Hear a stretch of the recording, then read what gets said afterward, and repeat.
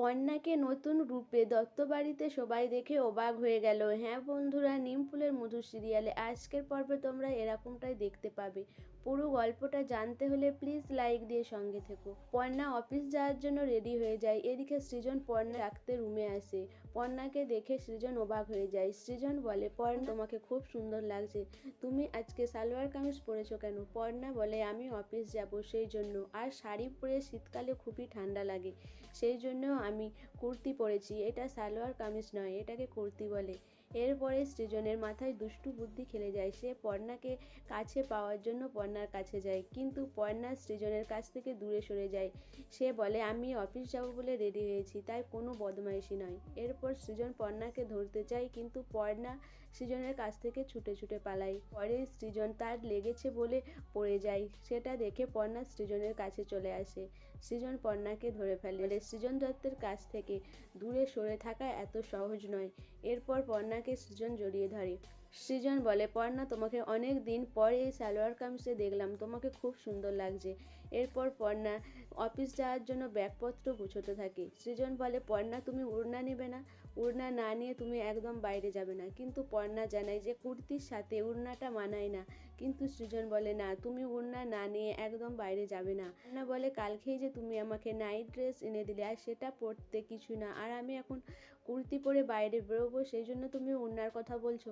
সৃজন বলে, আমি নানা রূপে তোমাকে দেখব, তা বলে রাস্তার লোক দেখবে, সেটা কখনো হয় না।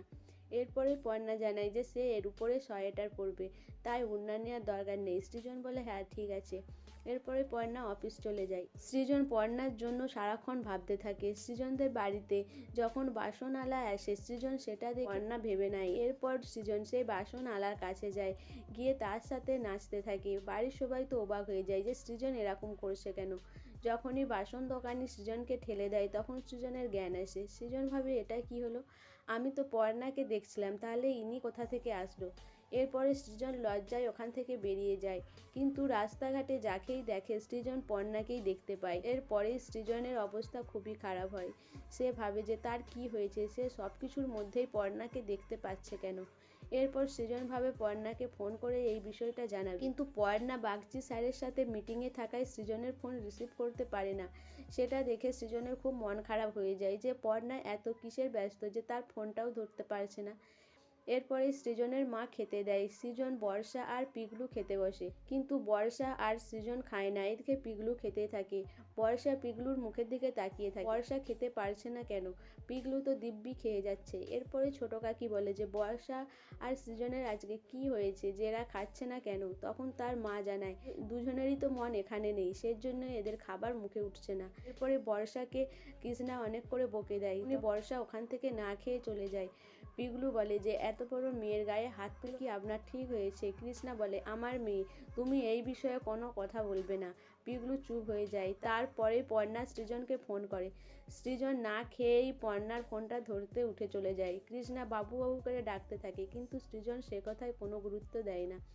এরপরে পর্ণা বলে যে সৃজন, এতবার ফোন করছো কেন? তুমি তো জানো আমি অফিসে আছি, আর অফিসে কত কাজ থাকে, তুমি এই সময় কেন ফোন করছো? খুব দরকার কিছু হয়েছে? সৃজন বলে যে না, কিছুই হয়নি, কিন্তু আমি কি ফোন করতে পারি না? তোমার ফোন তোলার কোনো সময় নেই?